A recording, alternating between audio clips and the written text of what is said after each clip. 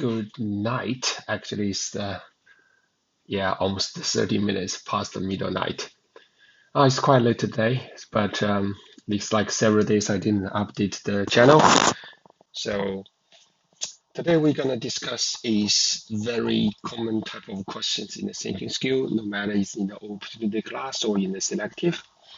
This type of question is called a conditional statement. Conditional statement is a very common type of questions, which we can see this example to say, to drive the car, you need to pass the driver test and use the valid license.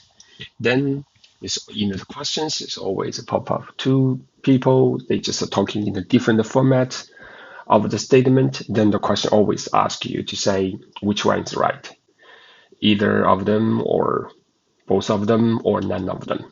That is what they typically ask.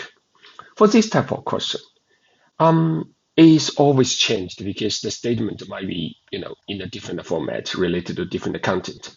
But how can we solve this problem? What is the strategies? What is the procedures we need to follow, which can most efficiently and accurately to give us the correct answer?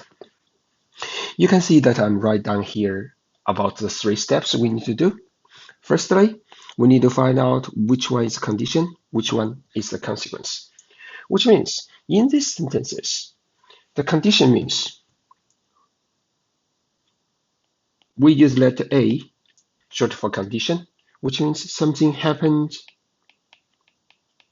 first. And the B as the consequence, with something will follow. So, in this example, you can see that to drive a car, you need a driver license and use a valid license. So, think about it. In this statement, which is the things gonna be happen first, and then which one gonna follow?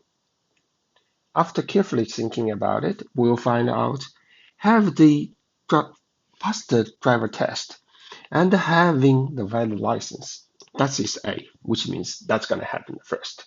Then you can drive the car. This is consequent, which means that's gonna be followed.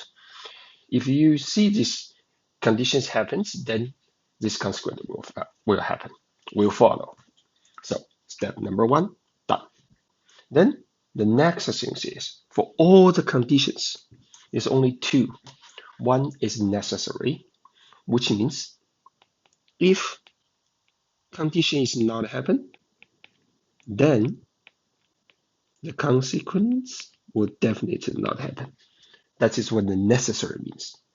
The second one is called sufficient. Sufficient means if the condition happen, then it will guarantee the consequence will follow. In this statement, let's try to find out is that the necessary condition or is a sufficient condition? After we ask ourselves, if A not happen, so the B will definitely not happen, or will more to say when the NA happen, then the consequence will definitely happen. For this example, to drive the car, you need to have the pass the drive test and have the license. But when you have the pass the test and you have the license, is that a guarantee you will pass? You can drive the car? The answer is not.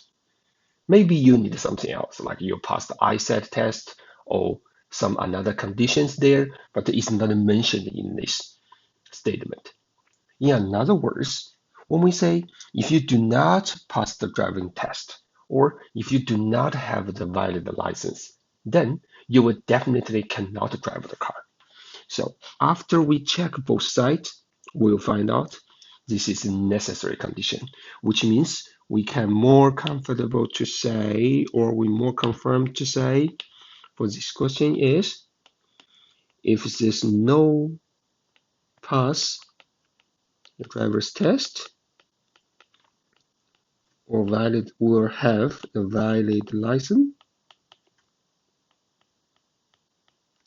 then you were not able to drive the car.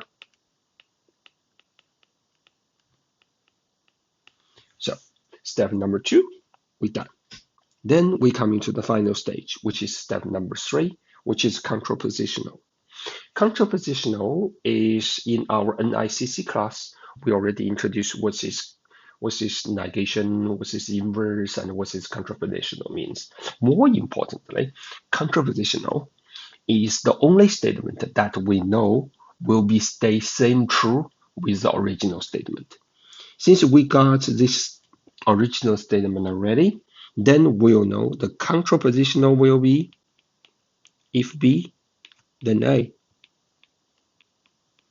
Which means we got another statement which is contrapositional is if you drive the car, then I know you must pass the test and have the valid license. Only these two statements. Number 1, I call it original. Number 2, I call it contrapositional. Only this statement we know for sure is true. So look at what Catherine said. Catherine said, my brother cannot drive the car because he couldn't pass the test and use the valid license. So no test and no license. So definitely my brother cannot drive the car. So Catherine is right. Actually, what Catherine said will be exactly the same like the original statement, number 1. Look at what Vicky said.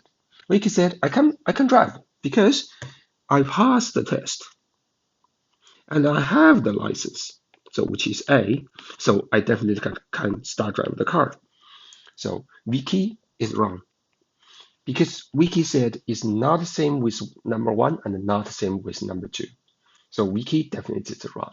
Actually, Vicky's mistake here is Vicky wrongly to treat the necessary condition into the sufficient condition.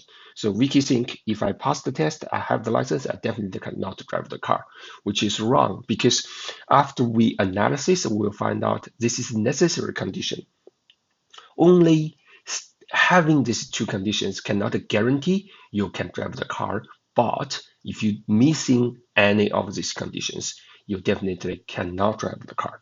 So with these 3 steps, 1, 2, 3, then we can easily to get the correct answer for any type of the conditional statement. That is the first example for today, and hopefully that's going to help you to dealing with the conditional statement later. If you got any more questions, you're welcome to subscribe the channels and leave the message to me. I'll reply to you as soon as I can. Thank you. Bye.